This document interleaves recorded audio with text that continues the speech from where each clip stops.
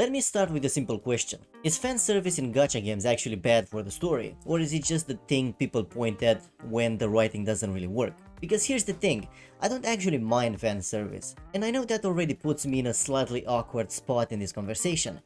I don't usually play very fan service heavy gacha games, mostly because they don't tend to offer stories I personally enjoy.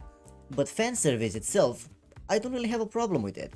In fact, it's one of the few things in gacha games I'm actually comfortable supporting with money. And that's saying something, because I'm not someone who likes spending on gacha pulls.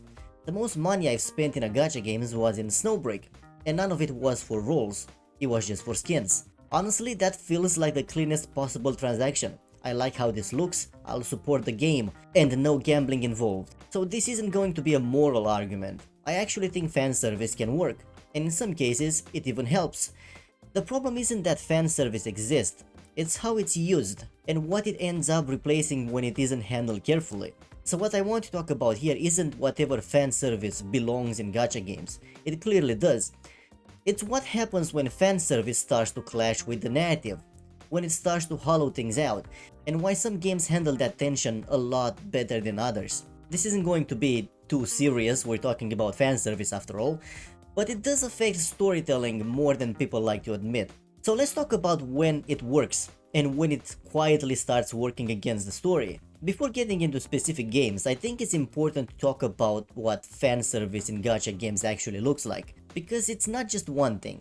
There's a whole spectrum here, and most of the time people talk about fan service as if it's either harmless fun or the death of storytelling, with nothing in between.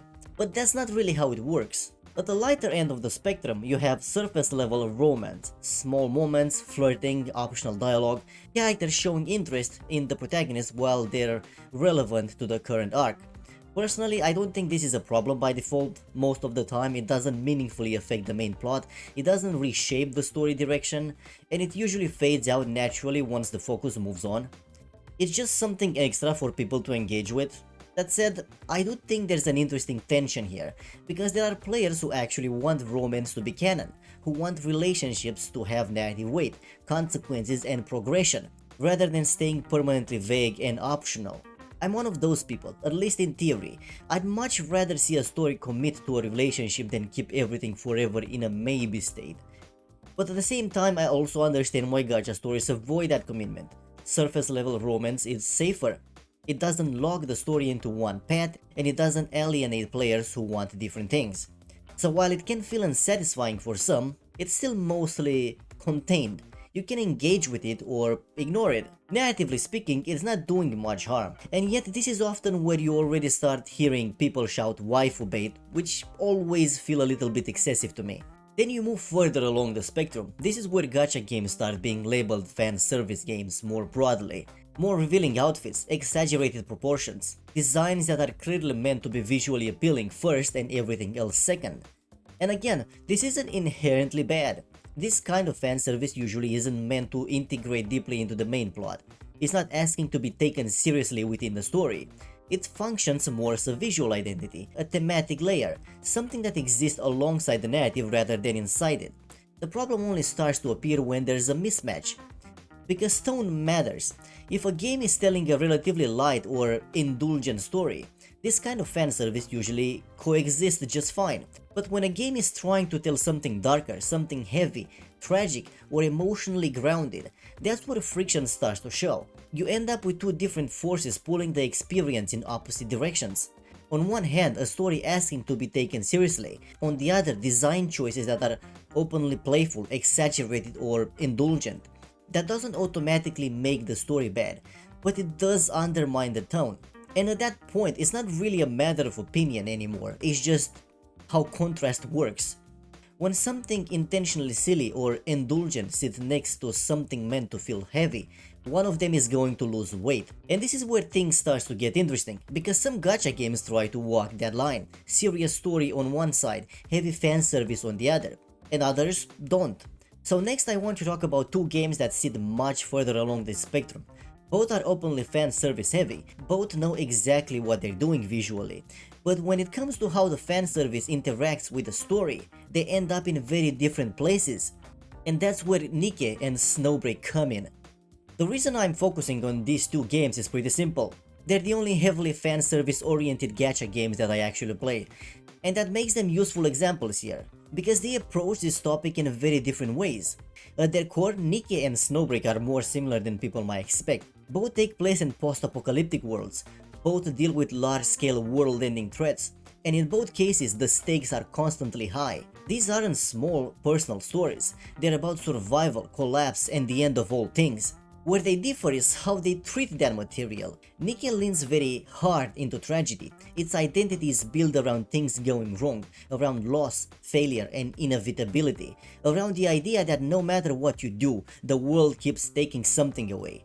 It's a story that wants you to feel weight, to feel exhaustion, to feel like good outcomes are rare, fragile, and often temporary. Snowbreak takes a very different approach.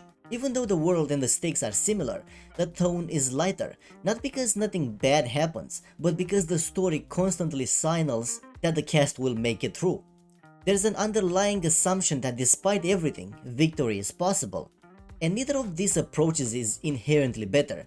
Dark stories aren't automatically superior, lighter stories aren't automatically shallow, they're just different narrative philosophies. That difference in tone is exactly why fan service lands so differently between the two games. In Snowbreak, fan service doesn't feel out of place.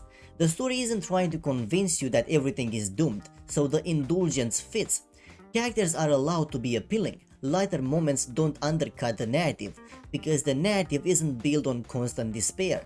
Fanservice and story exist side by side without stepping on each other. They reinforce the same expectations. This is a tough world, but we're still here to enjoy the journey.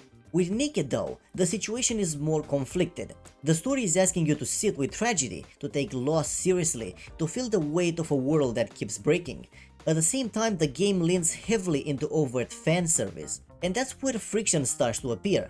Not because fan service is inherently bad, but because it clashes with what the story is trying to do emotionally. When a narrative is built around despair and inevitability, constant visual indulgence starts to feel disconnected.